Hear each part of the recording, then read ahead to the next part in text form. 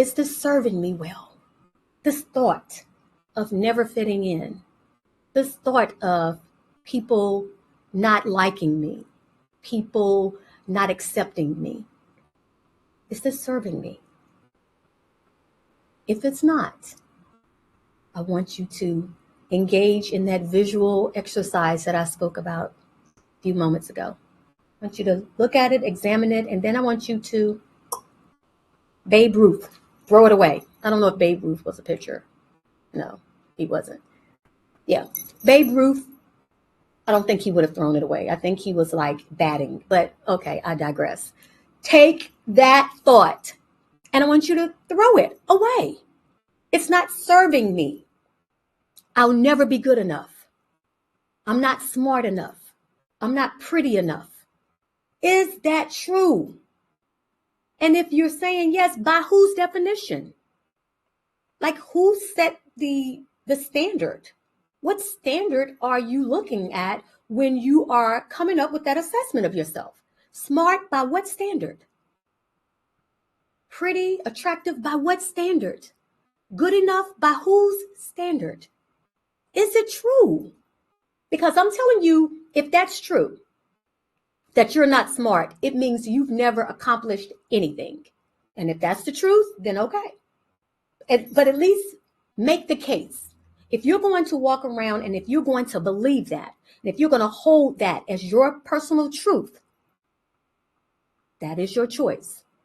But I want you to be able to stand on it. Make the case for it. If you're not capable, that means you've never accomplished anything. And so if that's true, then that's true. But if you've ever accomplished anything, then saying I'm not capable is not true, because you have evidence to the contrary. So I want you to ask yourself, is it true?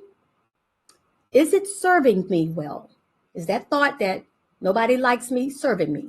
Probably not, because it probably affects your confidence and how you show up.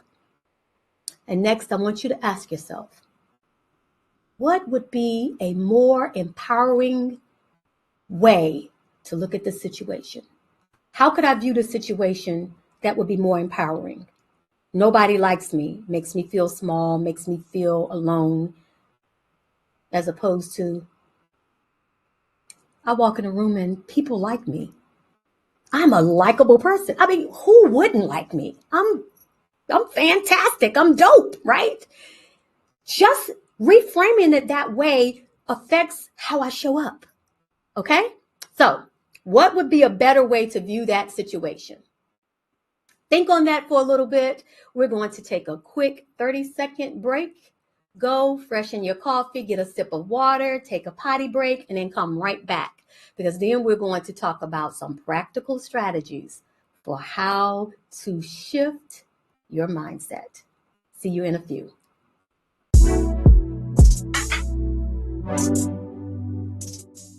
Welcome to a unique brew of perspectives. What's the Tea with Gen XYZ is your one-stop spot for a fresh take on today's burning issues. Representing 3 generations, a Gen X icon, a millennial maverick, and a Gen Z trailblazer stir up conversations ranging from social justice to pop culture. They'll bring the heat, spill the honest truth, and find common ground across the years. Expect humor, candor, and perhaps a dash of healthy debate. Enlightening, insightful, and sure to stir the pot. Stay tuned for a stimulating dialogue that bridges the generation gap, one cup at a time.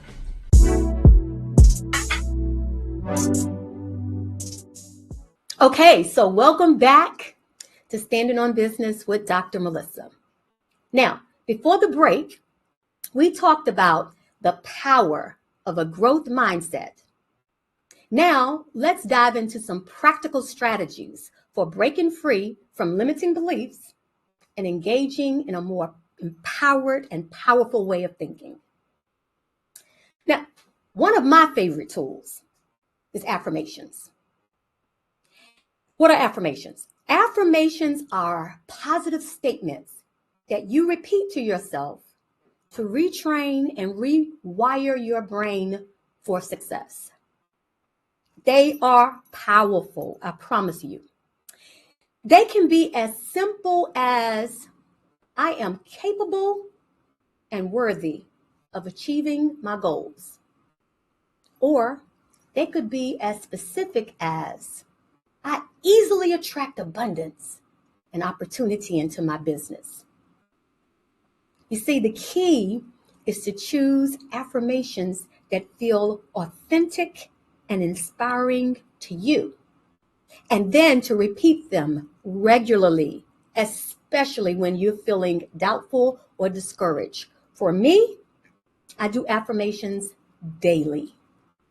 Every single day, I have a set of affirmations that I repeat. Typically, for those that when I'm really trying to change a behavior, I'm specific and intentional about making sure that I do that at least 21 days, because typically 21 days is the time frame that it takes to build in a habit or to change a mindset. My affirmations have changed over the years. I try not to do any more than 10 because then it's just overwhelming. But when there's something I'm really trying to work on, the times when I really felt not confident, my affirmation was, I am bold and confident, right? And I would repeat that daily to remind myself. I had them on my mirror, my bathroom mirror, because I didn't want to forget or get caught up in the busyness of my day. So when I went to the bathroom and I knew I was going to go to the bathroom before my day started, at least I hope you do, okay? There's some business that needs to be taken care of on a daily basis, but I would have those affirmations on my mirror, okay? So affirmations are wonderful. If you are struggling with that, reach out to me, because I actually have some free tools that I can give you that can help you get started with affirmations. I'd love to provide that to you. Now, another powerful practice is visualization.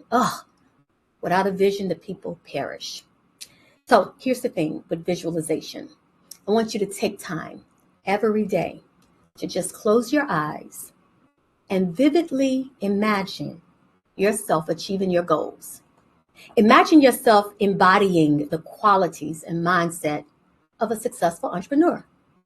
So when I say vividly, I want you to see yourself getting out of the convertible.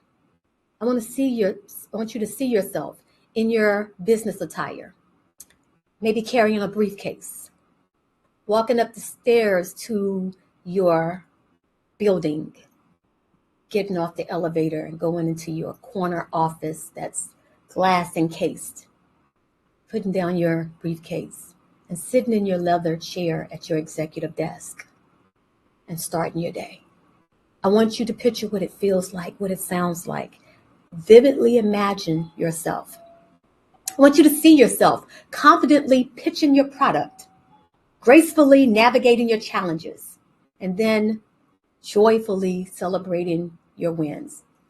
Imagine you're standing at the head of the boardroom, and the room is filled with people that are hanging on your every word. You see, the more you train your brain to expect and believe in your success, the more you're going to start to see it manifest in your reality. And again, I'll say this time and time again, it is crucial to surround yourself with people and influences that support a growth mindset. So seek out coaches, mentors, colleagues, friends, people who believe in your potential and challenge you to grow. Surround yourself with people who feed you and don't just need you. I want you to read books, listen to podcasts or TV shows, and then attend events that expand your mind and inspire you to think bigger. In other words, immerse yourself with people and activities who train you and don't drain you. Curate, be intentional about having an environment to reinforce the beliefs and behaviors that align with your goals. Birds of a feather flock together. It's an oldie but goodie, okay? And perhaps the most important is to embrace failure as a necessary part of your growth process. You see, when you encounter setbacks or make mistakes, resist the urge to beat yourself up or give up. That's that old fixed mindset of limiting beliefs. Instead, I want you to get curious. What can you learn from this experience? How can you use this thing that looks like failure to improve and evolve? You see, soulmate, failure is not a reflection of your worth or your potential. Failure is not final, and failure is not fatal. Failure is foundational. Failure is formative. Failure is feedback that you're stepping outside of your comfort zone and daring to grow. You got to remember that mindset is a muscle. The more you flex it, the stronger it becomes. So every day you have a choice. You can buy into your limiting beliefs, or you can invest in your limitless potential. Soulmates, one of the most powerful phrases in the world is, I am. And for those of you who ascribe to the Christian faith, you already know who I am represents. But even beyond a religion perspective, I am is a statement. It's a declaration. Because whatever you attach to I am, you are. So choose wisely, soulmates. Your mindset matters more than you know.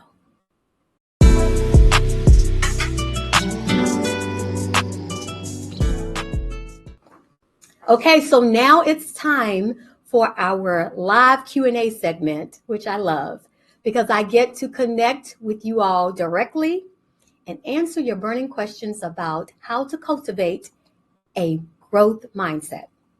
So questions from the community came pouring in on this. It was a hot topic. So we're going to take a few. Our first question comes from Cynthia. And Cynthia wrote, I'm really struggling with imposter syndrome in my business.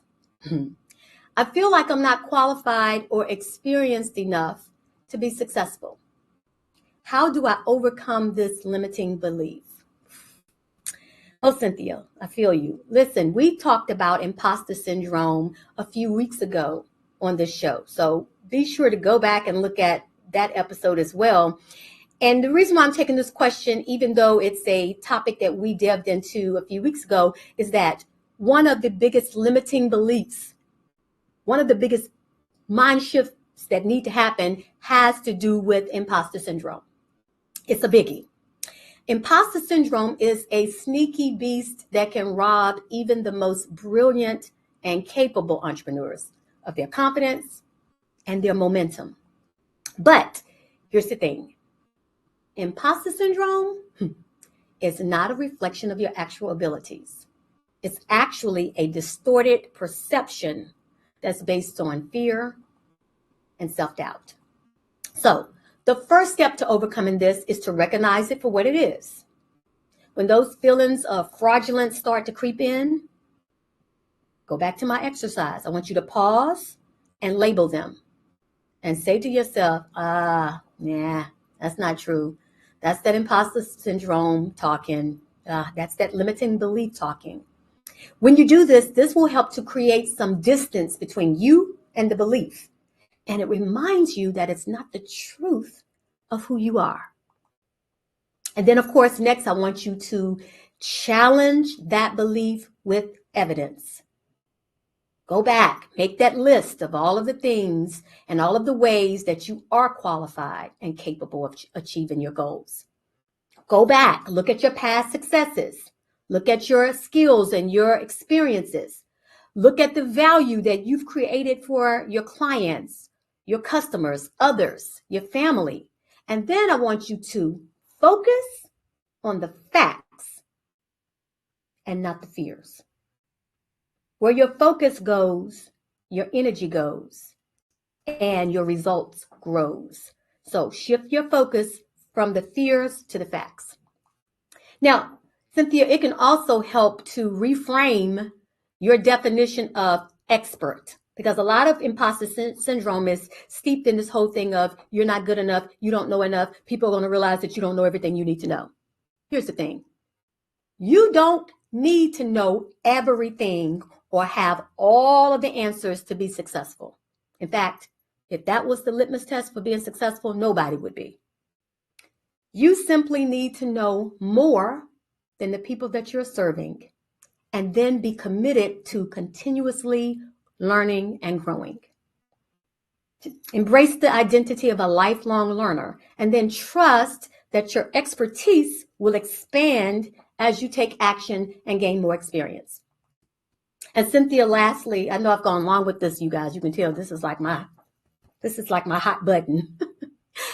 Practice self-compassion.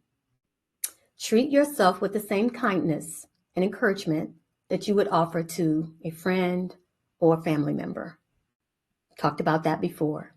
Remind yourself that everyone, even the most successful entrepreneurs, experience doubts and insecurities at times, including your coach. It's a normal part of the growth process.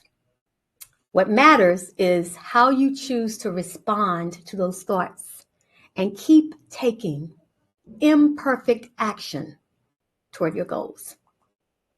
You got this. You got this. Keep shining your light and keep taking one bold, brave step at a time. I hope that was helpful. Our next question comes from one of our few forward-thinking men. I always say we are a community of women and a few forward-thinking men, and we've got quite a few men. Michael is one of them. Michael asks, I've been trying to adopt a growth mindset, but I keep finding myself slipping back into old patterns of negative thinking. How can I make the mindset shifts stick? Great question, Michael. Here's what I'm going to tell you. Mindset work is an ongoing practice and not a one and done event. So it's completely natural to have moments of relapse or resistance, especially when you're first starting to rewire your brain for success. Totally normal. So here's one key to making mindset shifts stick, and that is repetition. What you do consistently will become who you are eventually. I want you to marinate on that. The more you practice new beliefs and thought patterns, the more they'll become ingrained as habits. So set reminders for yourself to pause and check in with your mindset throughout the day. Like, okay, now's the time where I'm going to go back and reflect on my morning. What kind of thoughts did I entertain? Go back and look at that. And then make it a daily ritual to read your affirmations, to visualize your success, engage in that visualization that we talked about, and then to engage in growth-oriented activities, even if it's just for a few minutes. Most people say, I don't have time to do that. Make the time. We make time for what's important to us. And I'm not talking about you need a whole day to do this. A few minutes, just a few minutes, a 5-minute quick check-in with yourself, with your affirmations, with maybe a quick motivational moment on a podcast, whatever. Make the time. Now, Michael, it also helps, and you're doing this because you're a part of the community, it helps to have accountability and support. That way you can share your mindset goals with a trusted friend, a coach, a mastermind group, much like we do in our accountability groups in the community. You can ask them to check in with you regularly. You can offer encouragement and perspective with what you're struggling with. Have those transparent, vulnerable conversations. And then make sure that you're surrounding yourself with people who are committed to growth, people who are committed to positivity, because they can make a huge difference in your ability to sustain your mindset shifts. Another powerful tool, Michael, is to celebrate your progress. You know, we do this in the community with our shout outs. I want you to acknowledge and appreciate every time you catch yourself in a limiting belief and you chose to reframe it. Every time you take a risk or you face a challenge with a growth mindset. Every time you bounce back from a setback with resilience and learning, I want you to celebrate it, because the more you reinforce your new beliefs with positive emotions and experiences, the more deeply they'll take root. Mindset mastery that we're talking about is a lifelong journey. There is no finish line or perfect destination. So be patient and compassionate with yourself as you continue to grow and evolve. Every step, every stumble, every shift is a victory worth celebrating. I hope that was helpful and answered your question, Michael. Whew! What a transformative conversation. As we wrap up this episode, I want to leave you with a challenge. I want you to take a deep and honest look at your current mindset. What beliefs are holding you back from your full potential? What stories are you telling yourself about your abilities and your limitations? And most importantly, what beliefs and stories do you want to cultivate moving forward? And then I want you to write down your growth mindset goals and commitments. Make them specific, measurable, and meaningful to you. And then, soulmates, take action. Start implementing the strategies that we've discussed today. Start with your affirmations. Surround yourself with positivity and support. Celebrate your progress along the way and trust that every mindset shift, no matter how small, is planting the seeds for a harvest of success and fulfillment beyond your wildest dreams. Remember, your mindset matters.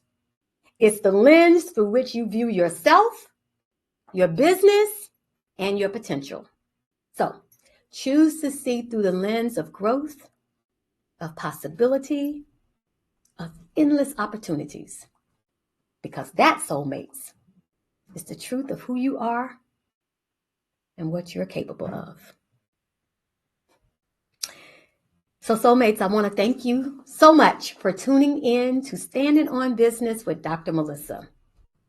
I hope today's discussion has ignited a fire within you to embrace your authenticity, prioritize your growth, and infuse your business with purpose.